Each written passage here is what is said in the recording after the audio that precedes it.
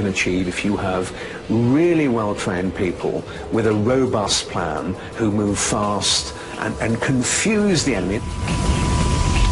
The success of the raid was a spectacular warning to anyone thinking of colluding with terrorists against Israel. If before Entebbe people knew about special forces in Israel, it was only as a subplot in the news. Suddenly, for the first time, everybody in the world knew all about the capability of Israeli special forces.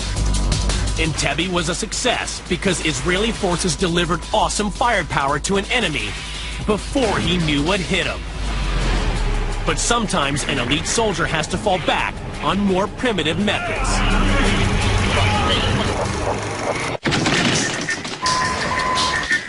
When you've been hit by Israeli commandos, you stay hit.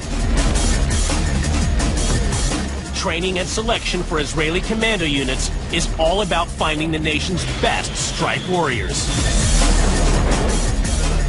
Recruits are drawn from the entire population. Everybody in Israel does national service. 3 years for boys and a year and a half for girls. Although we are a small country, we have very talented people and we have compulsory conscription. Special forces pick the best from that huge pool.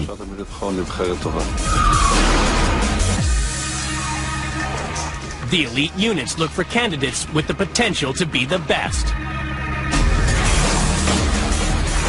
The physical and mental standards are extremely high.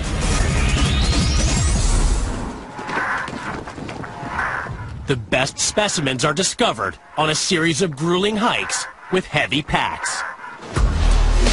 The hardest is an incredible 85-mile, 120-kilometer ordeal. It's as much a test of character as physical strength. Some of the people go to the limits and then they faint. And sometimes we'll say, well, this is a good guy. Because he's going to go until, past his limits and he can't do any more. If you finish, you feel an immense satisfaction for many years to come. Then if you have all of a sudden a mission of 40 kilometers, you think, what's 40 kilometers? It's nothing. I have done 120 kilometers.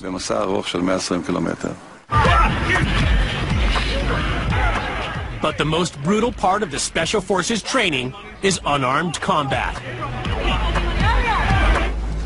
Mookie Betzer always had to toughen up fresh recruits. I lined up the recruits in rows and I told everyone to take turns hitting each other. Whoever didn't hit hard enough, I immediately hit them with a hard blow. And that's how they learned to hit properly. At one point, I told one of the soldiers to slap me hard. He was afraid, because I was an officer. He slapped me timidly. I smacked him to the ground. Then he got angry. He got back up and hit me hard.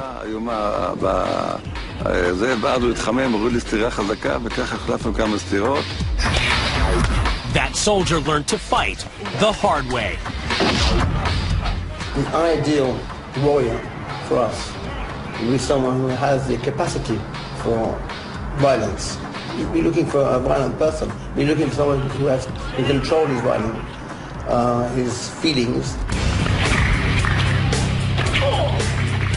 The Israeli military have their own unique systems of hand-to-hand combat. These date back to the birth of the nation. A young Palmach warrior called Imi Lichtenfeld developed his own practical combat system. The system was called Krav Maga.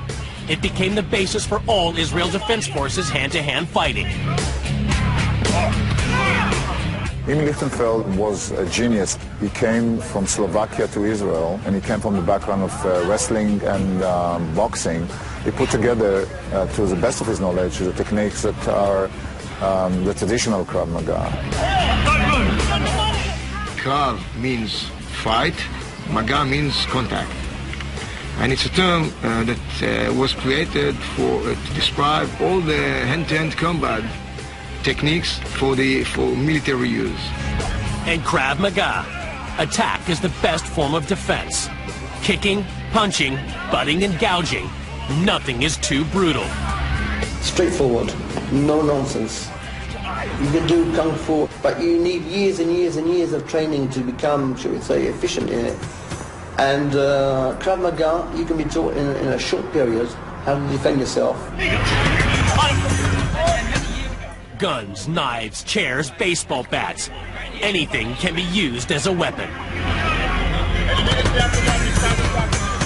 The main idea is that we always assume that the other person is much bigger and stronger than you. Adrenaline is rushing, your legs are shaking, and you have to work from that angle. Moni Isaac is a martial arts champion and the founder of a form of Krav Maga, created specially for commandos. 1973, after Yom Kippur War, I was in elite commando unit that was basically most of the members got killed. And I was chosen to continue the work on the development of the Krav Maga to the elite units. The Israel Defense Force wanted a review of Krav Maga as part of the shakeup after the near disaster of Yom Kippur. Moni's martial arts expertise and recent commando combat experience made him the perfect candidate. He teamed up with the godfather of Krav Maga, Imi Lichtenfeld. We experiment with the Krav Maga techniques, but with some other techniques that I knew because I came from a very rich background of jiu-jitsu and judo. I was a champion of Israel many times, and I understood the biomechanic of the move, and I started to develop my own techniques. Moni stripped back Krav Maga principles even further for commandos. The main key when somebody put a gun to the side of your head is to be able to move out of the line of fire. I'm using the blade of my hand, keeping my hand very close to my ear, and use the blade of my head to push the gun out of the line of fire. At that stage, this hand is trapping the gun, this hand trapping the wrist. The gun is going to be twisting to him with 20% power. My hand that's holding the wrist is going to pull with 80% power. And I'll have the gun in my hand.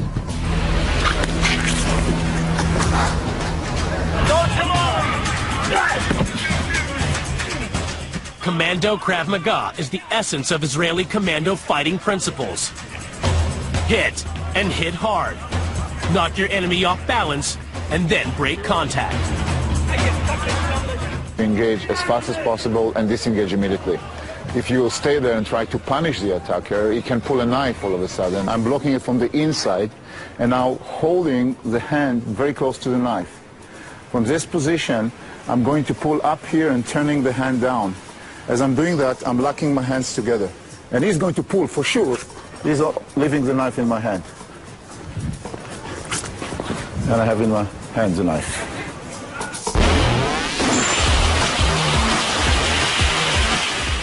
The Israeli commando has a combination of brutal training and the best firepower in the world.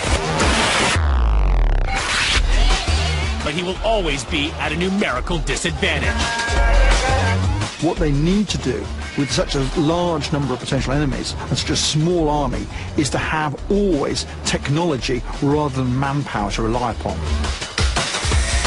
The pressure is always on Israeli weaponologists to stay ahead of the game. Try always not to be exposed to the direct enemy fire. The compact and lethal Uzi. The futuristic Micro Tavor. The light but powerful Negev light machine gun. Israeli commandos always have the best military hardware. Always we are looking some our enemies. We have to be one step ahead. But the IDF knows that the most valuable weapon in their arsenal is the elite warrior.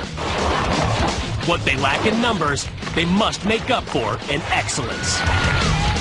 We have to survive. We are few against a lot. We need every chance that we can get to reduce from our side people that will be wounded or will be killed. The best way to keep the warrior alive is to keep them out of the line of fire.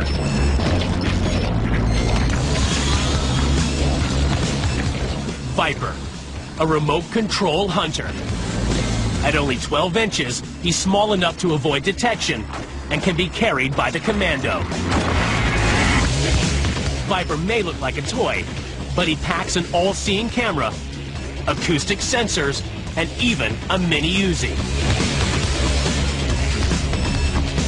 Then there's spy drones, perfect for missions far from home. Hermes and Skylark can take snapshots of an entire battlefield.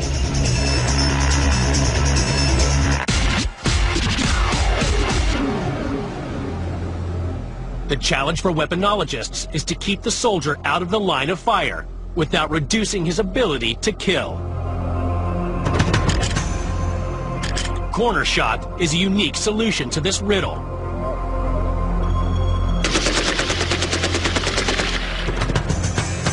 Genius designer Amos Golan has drawn on his experience as a senior commander in Israeli counter-terror units. He designed Corner Shot to turn obstacles into allies. So I was thinking that maybe I will be able to use corner to protect ourselves, to hide the body, and then I'll be able to aim to the right, or straight, or to the left, and to do it in a way that it will work very fast. Corner Shot is a camera, video screen, and trigger-pulling mechanism that allows the soldier to see and shoot around corners.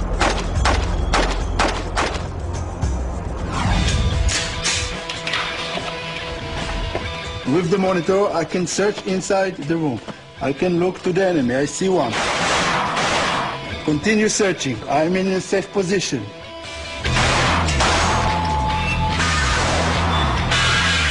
And then keep searching. Keep looking for the enemy. Get inside. One shoot again. Other commandos in the squad, not armed with Corner Shot, can share the view. So the idea that you will be able to get the information from the camera and to send it from here to the back of the soldier. By looking here, you can see exactly who is the enemy, who is the bad guy, the one that have a yellow jacket, the one that have the Carl Gustav, the one that have a really black hair. Corner Shot fires in pistol and assault rifle versions for a bigger punch. But Amos didn't stop there. We have a big surprise to somebody that's really deserves it. And we have the 40mm granite launcher, and you are using it exactly as the Corner Shot. When you see an enemy, you don't have to do like this and to face exactly to this direction. You can do it with this way.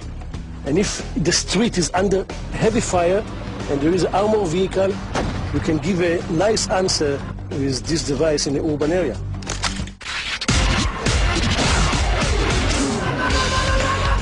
The Israeli commando is always outnumbered and always surrounded. But with the best military tech and a willingness to attack, he's a match for any enemy. This is part of the Israeli way of doing things. We point and we shoot very instinctively and very aggressively. And it must be something that exists maybe in our souls and our spirits. Hostage rescue, covert hits, K9 attack. There's an elite strike squad for any mission. Drawn together, the branches on their family tree reflect their unique genesis. Halmac resistance fighters, state-of-the-art submachine guns, and brutal hand-to-hand combat come together to form the most battle-hardened military elite in the world. The Israeli Commando. In a part of the world consumed by war, one nation's warriors stand apart. We move toward the enemy, we attack, we initiate the combat. Every day is a desperate fight for survival. Surrender is never an option. It's countries that surrendered by enemies that are constantly in fighting. The bitter experience of deadly combat has forged Israel's commandos into the most honed fighting force on the planet. The Israel Defense Force has over 40 elite units. The message is simple. Don't mess with the IDF. It's time to go ballistic.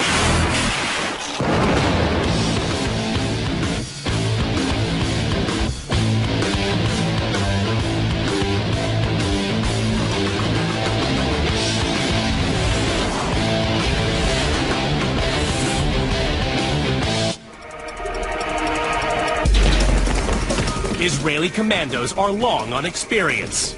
In combat virtually every day for 7 decades, they are all action and no talk. That's the way we do things, very instinctively and very aggressively. Born during the struggle for statehood, Israeli elite strike forces are in the DNA of the nation. They pulled off daring revenge strikes after the Munich massacre, and then perfected the art of hostage rescue at Entebbe Airport. The state was born in war and is sustained by the threat of war. Having forces that can attack behind enemy lines is vitally important. Today's Israeli commandos are the most specialized fighting elites in the world.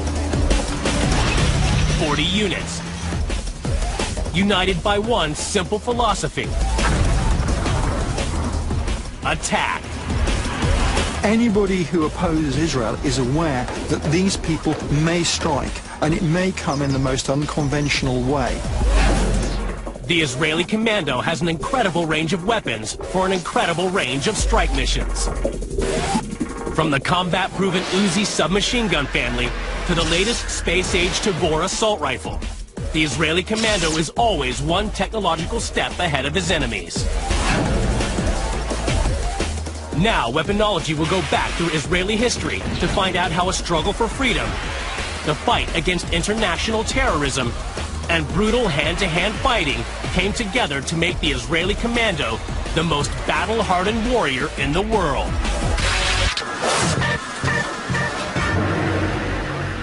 Israel is a commando nation. Surrounded by enemies and always outnumbered, the whole nation lives under constant siege. Israel is a state which has owed its existence to its military excellence. It was no different at the beginning. In the 1940s, Jewish settlers fought for their own homeland in the Middle East. The Palmach were the spearhead. It was decided that this organization needs a unit which is like a commando. Like Palmach in Hebrew means striking forces. The Palmach in Israeli history have an almost mythical quality. They're seen as being the cradle in many ways of Jewish society. An unorthodox British officer named Ord Wingate was behind the Palmach's techniques. Ord Wingate was a man with great, if unconventional, military talents, who he put at the disposal of the Jews when there was no state of Israel. Wingate's philosophy was simple: attack. He taught the black arts of commando warfare. Sabotage and hit and run were his stock in trade. The Palmach trained to attack even when you are defending. In other words, try to fight back. The Palmach used whatever weapons they could find. Arms flooded in from war-torn Europe. One submachine gun stands out. What we have here is possibly the most historic submachine gun ever made, the Mark II Sten, or the Sten. It's more or less made up of scrap from a plumber shop. The rugged and simple mechanism could cope with the sand and dust of the Middle East. It was easy to fire, and the small compact parts made it the weapon of choice. It had been a simple, easy gun to train Jewish settlers on. So it's a gun kind of tailor-made for its insurgencies or resistance movements. It was easy to conceal because you will take it apart and they could put it also under their clothes and it would completely vanish. Nobody would see it. Easily concealed, compact, and simple to operate. It does the job.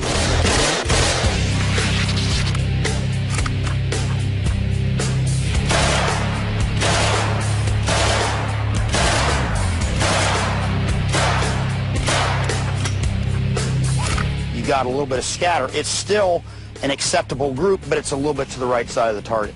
For as simple of a weapon it was, very controllable, very, very effective. The Palmach helped win a Jewish homeland in 1948. For the young state and its military elite, self-sufficiency was everything. A top priority, replacing the Sten with their own submachine gun. In that first year of nationhood, a young Palmach warrior by the name of Uziel Gal developed an icon of popular culture, the Uzi. Designed by the Israelis with the basis that we're going to take some of the best features of existing submachine gun designs that are available. In concept, this commando weapon was inspired by the rugged and concealable Sten. But in design, it more closely resembles a family of submachine guns made in Czechoslovakia. They copied from the Czech CZ-23-25 series of submachine guns a design in which the bolt actually telescopes over the barrel. The bolt and the barrel sit one on top of the other. This reduces the overall length of the gun. Another advantage, by placing the moving parts and weight over the center balance point of the weapon, it becomes easier to handle. By putting the mass in the middle, balance-wise, when the gun cycles, it has less rearward thump. It's a very stable open-bolt submachine gun. The telescoping bolt design was unique to the Uzi and the CZ series. The compact but easy-to-handle Uzi. A weapon tailor-made for elite warriors on the attack. Okay, let's try a little trigger time with the Uzi. Headshots.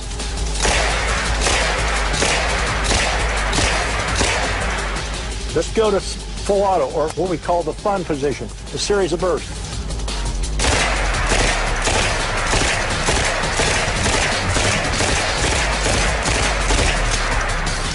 Fired semi-automatic for precision shots were some of these rounds I fired right here. So it's perfectly effective if you understand the technique.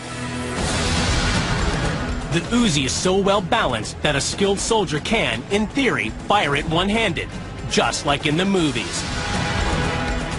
We all love Arnold Schwarzenegger, and we all remember him from the movie Terminator. People say, can you control the gun? Well, let's just see what you think, folks. Here we go. Can it be shot effectively with one hand? You know what you're doing. You can do a pretty good job. Still, handed firing technique is more suited to a movie lot than a battlefield. 32 rounds I fired with Mr. Schwarzenegger's technique. I shot at the head, and you can see of 32 rounds, I got a pretty good hit, but there are a lot of misses. Mookie Betzer is a legendary Israeli commando with a love of Uziel Gal's compact killer. His judge, jury, and executioner. April 1973. Mookie and a team that included future Prime Minister Ehud Barak landed by boat in Beirut. Their mission, to eliminate PLO leaders believed to have ordered the massacre of Israeli athletes at the 1972 Munich Olympics. The unlikely couple had Uzis and grenades under tourist disguises. Ehud Barak was dressed as a woman. We arrived at our targets. We waited until Ehud gave the word, when the two other units arrived at the doors of the other two targets. At the moment we got the word, we blasted the door, broke in, and killed Yasser Arafat's deputy, Yusuf Najal. The mission achieved its targets, but remains controversial. What is not disputed is the ability of Israeli commandos to strike hard in the lair of the enemy. The reputation of Israeli special forces today depends upon, obviously, the deeds of the past. Therefore, people are constantly aware that they may well get hit in some way that other states may not actually countenance, but Israel may feel is absolutely justified.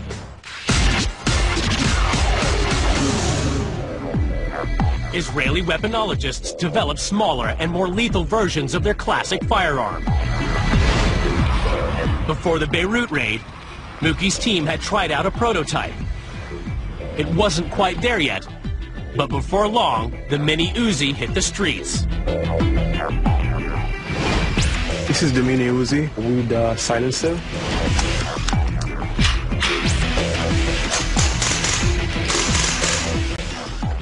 This is used in a special operation when you want to conceal the sound of the shooting.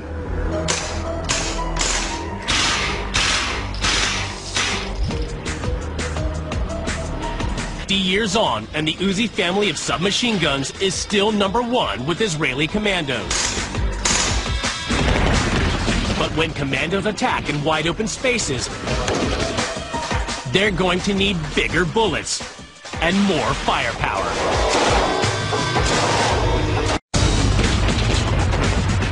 Israeli commandos are always on the attack. They need a firearm that combines accuracy, rate of fire, and hitting power with never-let-me-down reliability. Israeli weaponologists have left no stone unturned in the quest for the ultimate commando firearm. Muki Betzer spent 22 years in the most elite units of the Israel Defense Force,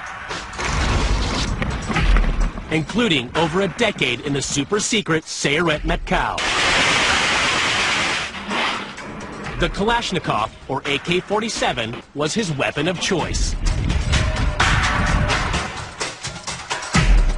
Muki's faithful Klatch had been shipped to Egypt from Russia ahead of the Six-Day War in 1967. The Soviets supported the enemies of Israel in a proxy war against the U.S.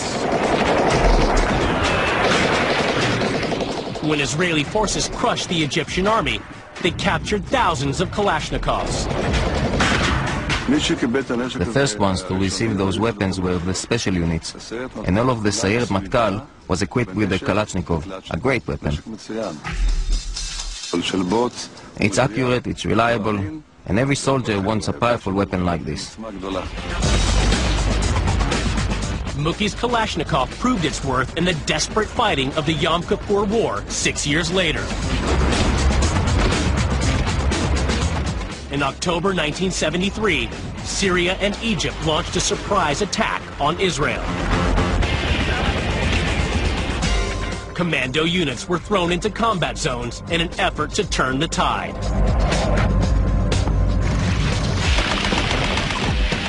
Muki and his unit of elite Sayeret Matkal fighters raced to defend Israel's borders at Naffa on the Golan Heights.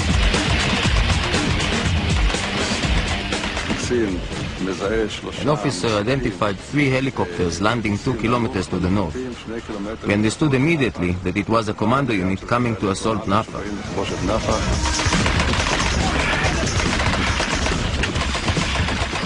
They rushed to meet the threat head-on.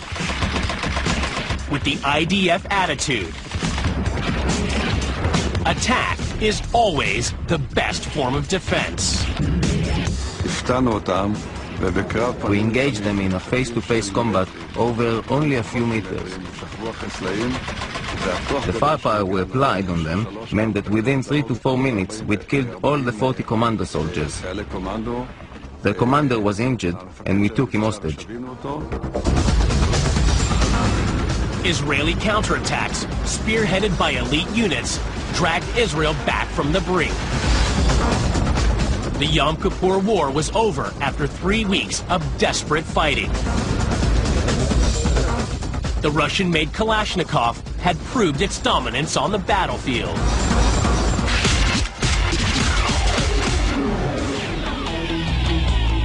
But the experience of Yom Kippur prompted soul-searching in Israel. Every branch of the military was reviewed and improvements demanded.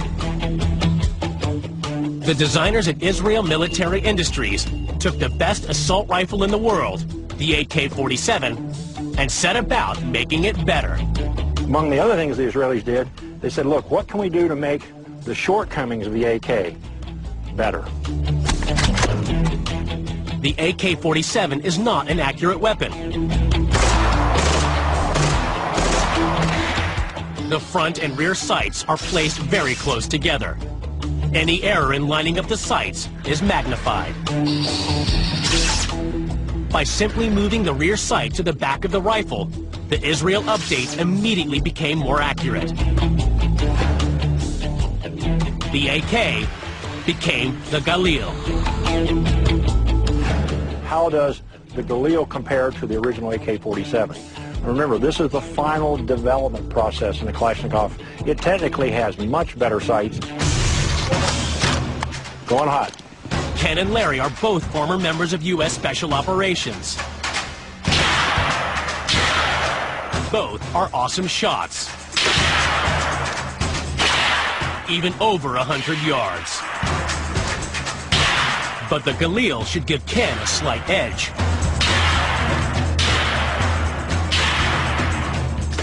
Larry's AK-47 group is actually pretty good. Of course, Larry's an exceptional rifleman, but well-placed hits. With my Galil, shots a little bit more centered, and I would accredit most of that to the aperture sighting system. Israel Military Industries also designed folding and collapsible stocks, added bolt cutters, and even a bottle opener.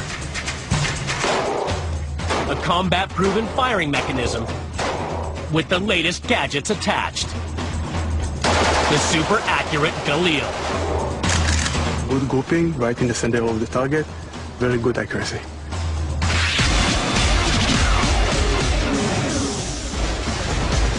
Skip forward to the 80s and 90s. Israeli forces were sucked into street fighting in Lebanon and Gaza.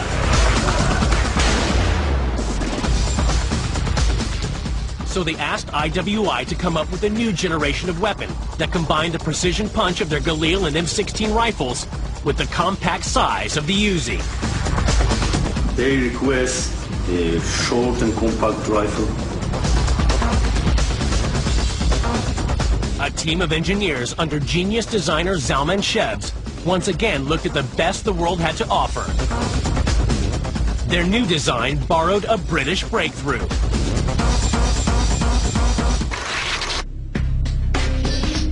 The radical bullpup design first appeared on the EM2 in 1951. The unique design allows a long barrel to be housed in a short rifle. The space-age Tavor and an even shorter micro Tavor were born.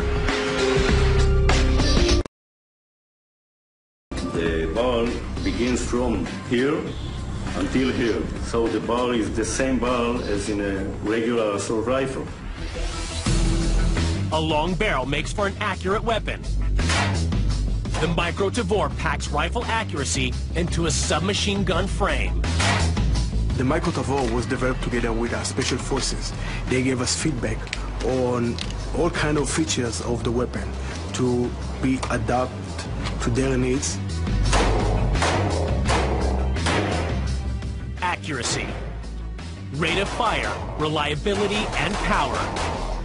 The Micro Tavor is the ultimate commando weapon for the 21st century.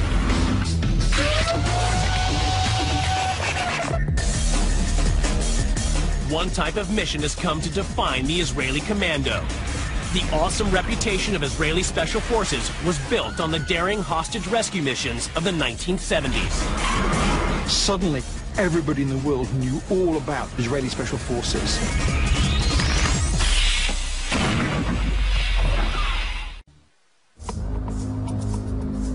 Israeli commandos are the most specialized fighting force in the world.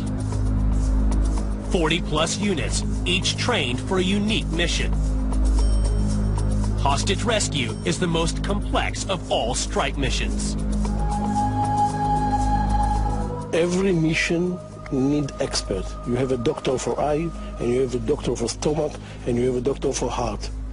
And this is exactly what we find. We need elite units that train to do special missions. Hostage takings are a fact of life in Israel.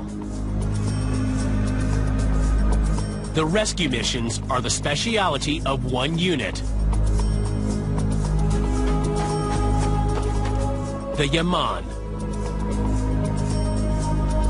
Today, Yaman is recognized all over the world. It's a very professional unit. Over the years, they've developed tactics and techniques that everyone learns from today. The Yaman cherry-picks some of the best Special Forces members and tactics.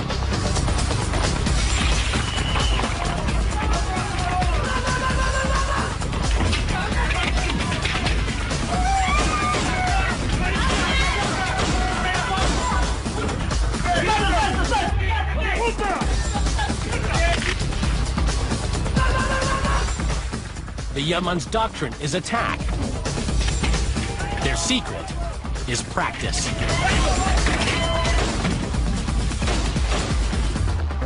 The idea is to create controlled chaos. You have to be very fast and very accurate and not trigger happy.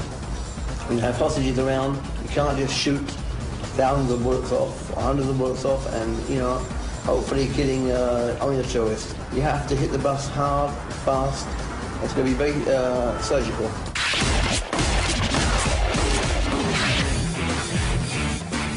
The Yaman was created in 1988, and they only act within Israel's borders. Rewind to the airliner hijackings of the 1970s. Jobs for Israel's premier fighting elite, the super-secret Sayeret Matkal.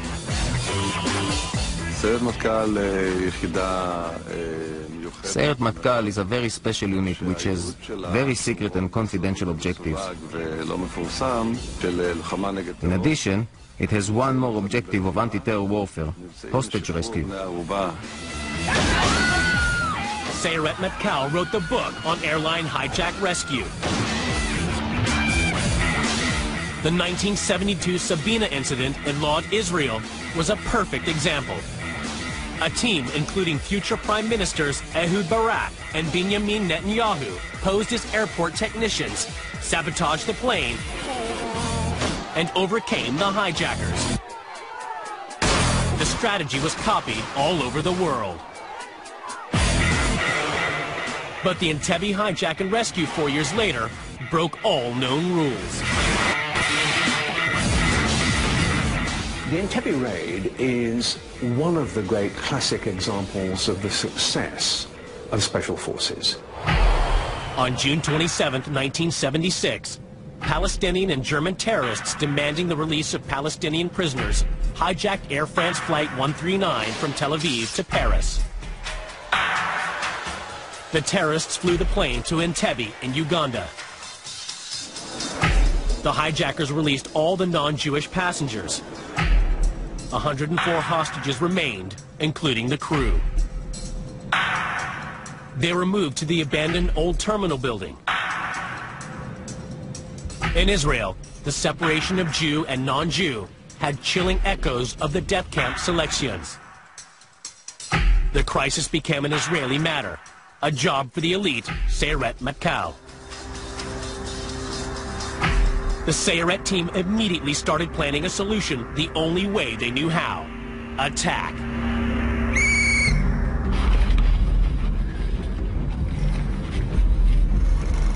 Released hostages confirmed that Ugandan leader Idi Amin was colluding with the terrorists.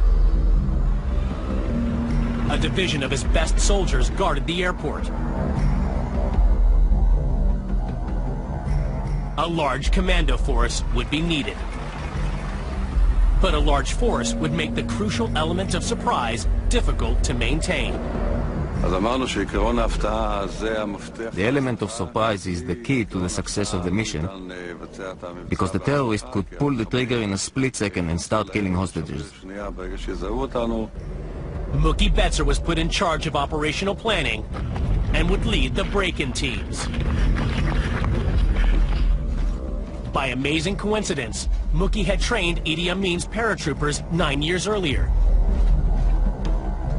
He used his experience in Uganda to hatch a brilliant and daring plan. All he needed was a black Mercedes. I knew that a Mercedes is used by high-ranking officers, ministers and Idi Amin. When a soldier sees a Mercedes, he salutes and lets the car go by. That is why I suggested that we take a Mercedes, and that's how we would keep the element of surprise. The terrorists thought they were safe. They believed a large-scale commando raid launched 2,500 miles from Israel was the stuff of fantasy. But fantasy was about to become reality. The initial force of Sayeret Matkal fighters flew by Hercules into Entebbe Airport. They used the cover of complete darkness. Mookie and raid commander Yoni Netanyahu packed into the Mercedes with 9 other warriors.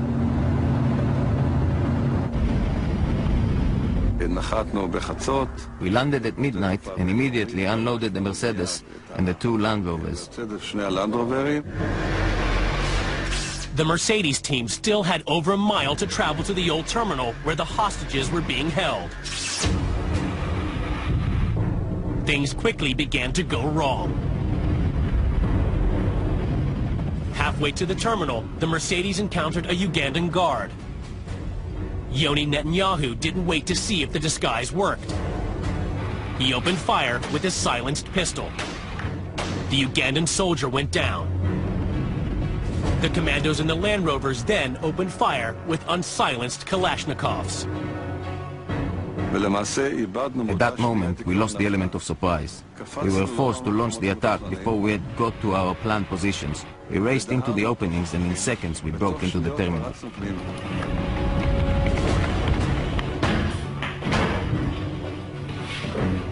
Mookie's break-in teams quickly recovered their momentum.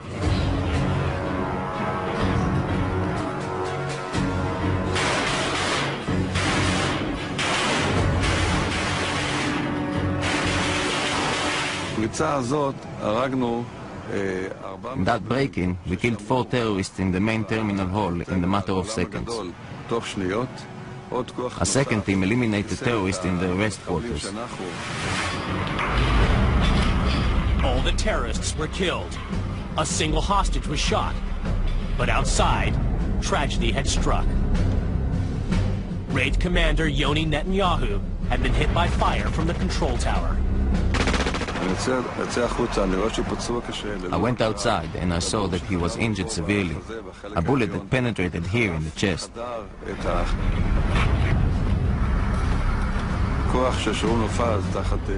I called Shaul Mofaz and I told him, hit with the RPG and with your machine guns.